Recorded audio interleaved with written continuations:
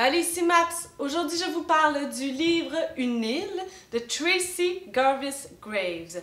Donc, c'est un livre qui devait avoir une romance à l'intérieur. C'est pourquoi je l'ai lu au mois de février. Et aussi, il y a un élément intéressant, c'est que ça se passe aux Maldives, un endroit qui fait très chaud et que j'aimerais beaucoup visiter. Donc, c'est une double raison pourquoi j'avais vraiment envie de le lire. Lorsque j'ai fait mon update lecture du mois de février, j'avais lu la 4e de couverture et je ne sais pas ce qui s'est passé, mais je n'ai vraiment pas compris la même chose que j'aurais dû ou la bonne chose. Parce que lorsque j'ai commencé à lire le livre, j'étais vraiment confuse. Je m'attendais à quelque chose d'autre. Je m'attendais à ce que j'avais lu. J'avais vraiment pas lu la bonne chose. Alors, nous suivons Anna et T.G. Callahan qui s'en vont aux îles Maldives. Dans le fond, T.G. est en rémission d'un cancer, donc il a manqué une partie de l'année scolaire. T.G. qui a 16 ans. Et puis, Anna a été engagée comme tutrice pour l'été, pour l'aider à avancer sa scolarité pour qu'il puisse suivre ses copains l'année prochaine. Donc, les parents de Callahan décident que pour l'été, ça serait vraiment amusant de partir tous ensemble aux Maldives. Donc, Anna va les suivre, va suivre la famille Callahan aux Maldives. Concours de circonstances, T.G. et Anna s'en vont dans un petit avion par eux-mêmes. Malheureusement, il y a une situation qui arrive et l'avion crash. Et là, ils se retrouvent complètement seuls et perdus sur cette île. Anna qui a 13 ans de plus que T.G. Parce que c'est une enseignante déjà en anglais, si je ne me trompe pas. Qui enseigne dans une école, donc elle était vraiment juste venue passer l'été pour aider T.G. à s'avancer dans sa scolarité. Cependant, il se rend bien compte que c'est une île inhabitée, il n'y a pas grand-chose sur l'île, c'est un mode de survie et ils ne savent pas combien de temps ils vont y rester. Il semble que personne ne cherche sur cette île-là, peut-être qu'ils les cherchent mais pas là. Alors, vont-ils y survivre? Qu'est-ce qui va se passer? Combien de temps vont-ils y rester? Est-ce qu'ils vont pouvoir en sortir de cette île? Toutes les réponses à ces questions sont dans ce livre.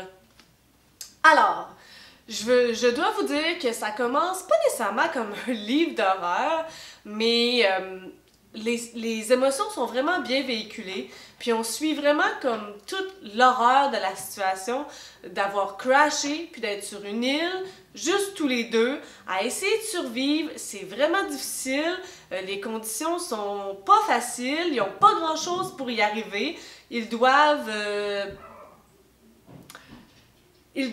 faire preuve d'ingéniosité, ils doivent garder leur morale au plus haut, ils doivent se soutenir mutuellement, ils ne se connaissent pas, ils ont 13 ans d'écart, lui c'est un jeune garçon à 16 ans, puis elle à 30 ans, c'est deux mondes différents, donc ils vont devoir se soutenir mutuellement, et il y a quand même le risque que T.G. Redevienne malade, que le cancer revienne, parce qu'il vient tout juste d'être en rémission. Donc, il y a tout ça qui est vraiment comme hyper stressant, hyper angoissant. On ne sait pas s'ils vont être capables de sortir. Il y a plein de choses qui leur arrivent, des pas très belles choses et pas très encourageantes. Alors, c'est vraiment le sentiment qu'on a pendant vraiment longtemps. Et puis, éventuellement, on se demande, OK, mais si éventuellement quelqu'un vient les chercher et les sauve et les ramène chez eux, leur famille, là, est-ce qu'ils vont les avoir oubliés? Ils vont pouvoir passer à autre chose? Ils ont pensé qu'ils sont morts? Ça prend combien de temps? Est-ce qu'ils vont vraiment pouvoir revivre après toute cette vie-là? T.G. sera plus un jeune garçon après toutes les épreuves qu'il a vécues, malgré son âge. Il ne pourra pas juste retourner au collège comme ça.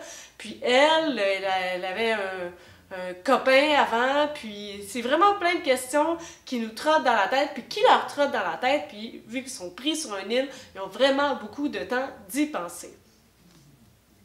Je dois vous dire que j'ai vraiment embarqué rapidement.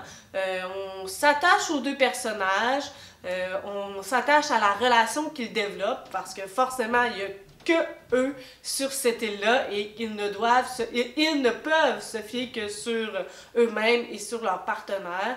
Donc, il faut être courageux, il faut garder le moral, et puis on adopte...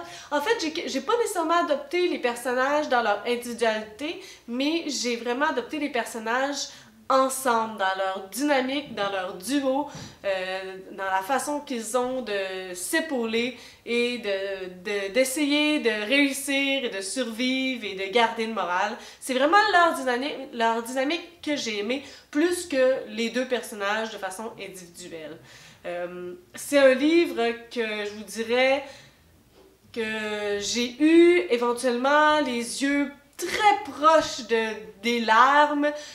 J'ai reçu des pincements au cœur à certains moments, à les suivre, à vivre les difficultés, puis à penser aussi aux difficultés prochaines qui vont arriver. C'est vraiment bien écrit, ça nous fait vivre une émotion. Ça me donne pas envie d'aller aux Maldives parce que c'est pas une histoire très joyeuse des Maldives. Forcément, c'est une romance parce qu'il va se passer quelque chose entre les deux personnages de façon inévitable. Et dans notre société, c'est inconcevable.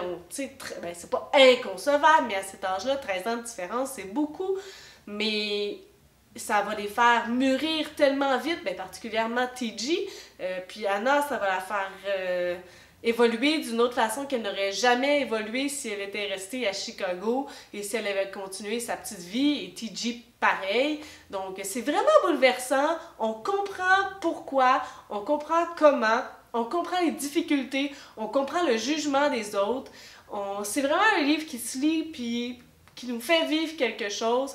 Puis à la fin, on est comme, waouh, c'est une émotion, c'est une histoire bouleversante pour ce que les deux personnages nous font vivre.